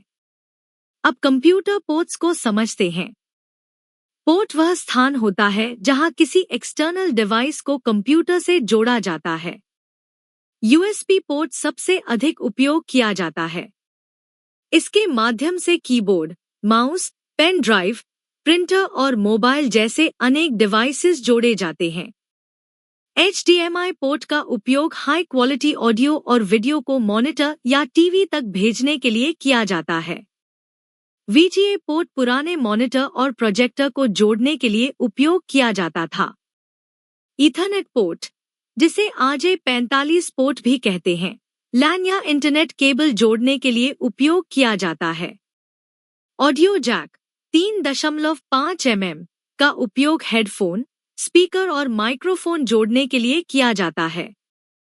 PS2 पोर्ट पुराने कीबोर्ड और माउस के लिए उपयोग किया जाता था। सीरियल पोर्ट, कॉम पोर्ट, पुराने मॉडेम और अन्य कम्युनिकेशन डिवाइसेस में उपयोग होता था। पैरेलल पोर्ट, LPT पोर्ट, पुराने प्रिंटर्स को जोड़ने के लिए प्रयोग किया जाता था। SD कार्ड स्लॉट का उपयोग मेमोरी कार्ड पढ़ने और लिखने के लिए किया जाता है। USB Type-C बटा थंडरबोल्ट पोर्ट आधुनिक लैपटॉप और मोबाइल में डेटा ट्रांसफर, फास्ट चार्जिंग और हाई स्पीड वीडियो आउटपुट के लिए उपयोग किया जाता है। अब एक आसान ट्रिक याद रखिए। फाइल एक्सटेंशन फाइल की पहचान, मेमोरी यूनिट डेटा की माप, कंप्यूटर पोर्ट डिवाइस का कनेक्शन और मेमोरी यूनिट्स की ट्रिक BKMGTPEZY यानी बाइट किलो मेगा गिगा तेरा पेटा EXA जेटा योत्ता। परीक्षाओं में सबसे अधिक पूछे जाने वाले प्रश्न। .pdf का पूरा नाम क्या है? एक जीबी में कितने एमबी होते हैं? यूएसबी और एचडीएमआई पोर्ट का उपयोग किस लिए किया जाता है? .x और .zip फाइल में क्या अंतर है? ईथरनेट पोर्ट का दूसरा नाम क्या है? इन सभी बिंदुओं को अच्छी तरह याद रखिए, क्योंकि इनसे लगभग हर प्रतियोगी परीक्षा में प्रश्न पूछे जाते हैं। अब हम कंप्यूटर की सबसे महत्वपूर्ण फुल फॉर्म्स को एक साथ याद करेंगे। एसएससी, रेलवे, बैंकिंग, पुलिस और स्टेट एग्जाम्स में फुल फॉर्म से हर साल सीधे प्रश्न पूछे जाते हैं, इसलिए इस स्लाइड को ध्यान से पढ़िए। सबसे पहले हार्डवेयर से संबंधित फुल फॉर्म्स देखते हैं। सीपीयू सेंट्रल प्रोसेसिंग यूनिट अर्थात कंप्यूटर का मस्तिष्क। एएलयू अरिथमेटिक लॉजिक यूनिट जो गणितीय और तार्किक कार्य करता है। सीयू कंट्रोल यूनिट जो पूरे कंप्यूटर को नियंत्रित करती है। RAM random access memory. ROM read only memory. HDD hard disk drive. SSD solid state drive. USB universal serial bus. HDMI high definition multimedia interface. VGA video graphics array. NIC network interface card. UPS uninterruptible power supply. SMPS switched mode power supply. अब software से संबंधित full forms. OS operating system.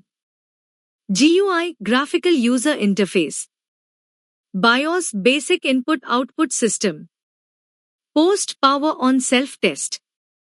API Application Programming Interface। DBMS Database Management System। RDBMS Relational Database Management System। HTML Hypertext Markup Language। XML Extensible Markup Language। SQL Structured Query Language। OCR Optical Character Recognition। OMR Optical Mark Recognition। माइका magnetic ink character recognition. अब internet और network से संबंधित full forms. www world wide web. URL uniform resource locator. HTTP hypertext transfer protocol. HTTPS hypertext transfer protocol secure. FTP file transfer protocol. SMTP simple mail transfer protocol. POP post office protocol. IMAP internet message access protocol. DNS domain name system. IP internet protocol. ISP internet service provider. LAN local area network. MAN metropolitan area network. WAN wide area network. PAN Personal Area Network।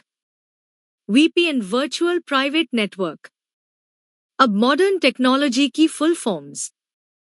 AI Artificial Intelligence। ML Machine Learning। DL Deep Learning। NLP Natural Language Processing। IoT Internet of Things। AR Augmented Reality। VR Virtual Reality।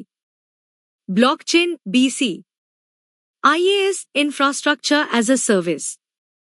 PaaS Platform as a Service। SaaS Software as a Service। 5G Fifth Generation Technology। अब computer generations का quick revision. प्रथम पीढ़ी vacuum tube. द्वितीय पीढ़ी transistor. तृतीय पीढ़ी integrated circuit यानी आईक। चतुर्थ पीढ़ी माइक्रोप्रोसेसर। पंचम पीढ़ी आर्टिफिशियल इंटेलिजेंस आधारित कंप्यूटर। एक आसान ट्रिक याद रखिए। H hardware, S software, N network, S security, M modern technology. यानी फुल फॉर्म्स को इन 5 श्रेणियों में याद करेंगे तो उन्हें याद रखना बहुत आसान हो जाएगा। परीक्षा में सबसे अधिक पूछे जाने वाले फुल फॉर्म्स। सीपीयू का पूरा नाम क्या है? बायोस का पूरा नाम क्या है? यूएसबी का पूरा नाम क्या है? एचटीटीपी और एचटीटीपीएस का पूरा नाम क्या है? ओसीआर और ओएमआर में क्या अंतर है? एआई, आईओटी और डीबीएमएस का पूरा नाम क्या है? अब हम पूरे कंप्यूटर महामैराथन का अंतिम और सबसे महत्वपूर्ण रिवीजन करने जा रहे हैं। इस स्लाइड में दिए गए वन लाइनर्स प्रतियोगी परीक्षाओं की दृष्टि से अत्यंत महत्वपूर्ण हैं। यदि आप इन्हें अच्छी तरह याद कर लेते हैं तो कंप्यूटर के बहुत सारे प्रश्न बिना किसी कठिनाई के हल कर पाएंगे। सबसे पहले जनरल कंप्यूटर के महत्वपूर्ण तथ्य याद करते हैं। कंप्यूटर के जनक चार्ल्स बैबेज माने जाते हैं। मॉडर्न कंप्यूटर आर्किटेक्चर का श्रेय जॉन वॉन न्यूमैन को दिया जाता है। दुनिया की पहली प्रोग्रामर एडा लवलेस थी। कंप्यूटर का मस्तिष्क सीपीयू कहलाता है। कंप्यूटर केवल बाइनरी लैंग्वेज यानी 0 और 1 को समझता है। बाइनरी नंबर सिस्टम का बेस 2 होता है। कंप्यूटर की गति सामान्यतः हर्ट्ज में मापी जाती है। एक बाइट बराबर 8 बिट होता है। सबसे छोटी मेमोरी यूनिट बिट होती है, जबकि सबसे बड़ी सामान्य मेमोरी यूनिट योटाबाइट मानी जाती है। अब हार्डवेयर से जुड़े महत्वपूर्ण तथ्य याद कर लेते हैं। सीपीयू का पूरा नाम सेंट्रल प्रोसेसिंग यूनिट है। एएलयू का पूरा नाम अरिथमेटिक लॉजिक यूनिट और सीयू का पूरा नाम कंट्रोल यूनिट है। रैम का अर्थ रैंडम एक्सेस मेमोरी तथा रोम का अर्थ रीड ओनली मेमोरी है। कैश मेमोरी सबसे तेज मेमोरी होती है। मदरबोर्ड को मेन बोर्ड भी कहा जाता है। एचडीडी का अर्थ हार्ड डिस्क ड्राइव और एसएसडी का अर्थ सॉलिड स्टेट ड्राइव है। पेन ड्राइव यूएसबी इंटरफेस के माध्यम से कंप्यूटर से जुड़ती है। अब सॉफ्टवेयर और ऑपरेटिंग सिस्टम से जुड़े तथ्य दोहराते हैं। ओएस का पूरा नाम ऑपरेटिंग सिस्टम है। विंडोज का विकास माइक्रोसॉफ्ट ने किया। लिनक्स के निर्माता लिनुक्स टॉर्वाल्ड्स हैं। बायोस का पूरा नाम बेसिक इनपुट आउटपुट सिस्टम है। पोस्ट का अर्थ पावर ऑन सेल्फ टेस्ट होता है। कंपाइलर और इंटरप्रेटर दोनों लैंग्वेज ट्रांसलेटर हैं। डीबीएमएस का पूरा नाम डेटाबेस मैनेजमेंट सिस्टम तथा जीयूआई का अर्थ ग्राफिकल यूजर इंटरफेस है। एमएस वर्ड की फाइल एक्सटेंशन .डॉक्स और एमएस एक्सेल की .xlsx होती है। अब नेटवर्क और इंटरनेट के महत्वपूर्ण तथ्य। www का पूरा नाम वर्ल्ड वाइड वेब है और इसके आविष्कारक टिम बर्नर्स-ली हैं। यूआरएल का अर्थ यूनिफॉर्म रिसोर्स लोकेटर होता है। एचटीटीपी का पूरा नाम हाइपरटेक्स्ट ट्रांसफर प्रोटोकॉल तथा एचटीटीपीएस का पूरा नाम हाइपरटेक्स्ट ट्रांसफर प्रोटोकॉल सिक्योर है। टीसीपी का अर्थ ट्रांसमिशन कंट्रोल प्रोटोकॉल है। आईपी एड्रेस किसी भी डिवाइस की पहचान के लिए उपयोग किया जाता है। IPv4 32 बिट और IPv6 128 बिट का होता है। डीएनएस का पूरा नाम डोमेन नेम सिस्टम है। अब सिक्योरिटी और मॉडर्न टेक्नोलॉजी के महत्वपूर्ण तथ्य। वायरस एक मलिशियस प्रोग्राम होता है। फायरवॉल अनधिकृत बाहरी पहुंच को रोकता है। एंटीवायरस वायरस और अन्य मैलवेयर को खोजकर हटाने का कार्य करता है। ईमेल का पूरा नाम इलेक्ट्रॉनिक मेल है। क्रोम, एज और फायरफॉक्स लोकप्रिय वेब ब्राउजर्स है। गूगल और बिंग प्रसिद्ध सर्च इंजिन्स हैं। एआई का अर्थ आर्टिफिशियल इंटेलिजेंस तथा आईओटी का अर्थ इंटरनेट ऑफ थिंग्स है। 5G का अर्थ 5th जनरेशन टेक्नोलॉजी है। वर्तमान में हम 5वीं पीढ़ी के कंप्यूटर का उपयोग कर रहे हैं जो आर्टिफिशियल इंटेलिजेंस पर आधारित है। अब कुछ अंतिम रिवीजन याद रखिए। रैम एक वॉलेटाइल मेमोरी है जबकि रोम नॉन वॉलेटाइल मेमोरी है। एचडीडी में स्टोरेज अधिक लेकिन गति कम होती है, जबकि एसएसडी अधिक तेज होती है। एचटीटीपी सामान्यतः पोर्ट 80 और एचटीटीपीएस पोर्ट 443 पर कार्य करता है। शॉर्टकट कीज भी एक बार दोहरा लेते हैं। Ctrl+A select all, Ctrl+C copy, Ctrl+X cut, Ctrl+V paste. Ctrl+S save, F1 help, F2 rename, F5 refresh, F11 full screen और F12 सेव एज। तो दोस्तों, इसी के साथ हमारा कंप्यूटर महामार्थों का थ्योरी सेशन सफलतापूर्वक पूरा होता है। आज हमने कंप्यूटर के लगभग सभी महत्वपूर्ण टॉपिक्स को आसान भाषा में विस्तार से समझा। कंप्यूटर बेसिक्स से लेकर CPU, memory, operating system, network, internet, cyber security, MS office, DBMS, artificial intelligence, shortcut keys, file extensions, full forms और वन लाइनर रिवीजन तक सभी महत्वपूर्ण कॉन्सेप्ट्स को कवर किया। अब आपकी बारी है। इस पूरे थ्योरी सेशन का एक बार अच्छे से रिवीजन कीजिए, क्योंकि मजबूत थ्योरी ही हर प्रतियोगी परीक्षा में सफलता की पहली सीढ़ी होती है। अगली क्लास में हम शुरू करेंगे 100+ महत्वपूर्ण एमसीक्यू प्रैक्टिस सेशन, जहां एसएससी, रेलवे, बैंकिंग, पुलिस और अन्य प्रतियोगी परीक्षाओं के स्तर के प्रश्नों को हल करेंगे। हर प्रश्न के साथ उसका सही उत्तर और आसान व्याख्या भी समझेंगे, ताकि परीक्षा में कोई भी प्रश्न आपके लिए कठिन न रहे। अगर आपको यह कंप्यूटर महामार्थों पसंद आया हो, तो वीडियो को लाइक करें, अपने दोस्तों के साथ शेयर करें और स्कॉलरपल स्टडी को सब्सक्राइब करना बिल्कुल न भूलें। साथ ही बेल आइकन भी दबा दें, ताकि आने वाली कोई भी नई क्लास आपसे मिस ना हो। याद रखिए, नियमित रिवीजन आपको मजबूत बनाता है और लगातार प्रैक्टिस आपको सफलता तक पहुंचाती है। मिलते हैं अगली क्लास में कंप्यूटर एमसीक्यू मैराथन के साथ। तब तक पढ़ते रहिए, सीखते रहिए और अपने लक्ष्य की ओर लगातार आगे बढ़ते रहिए। धन्यवाद।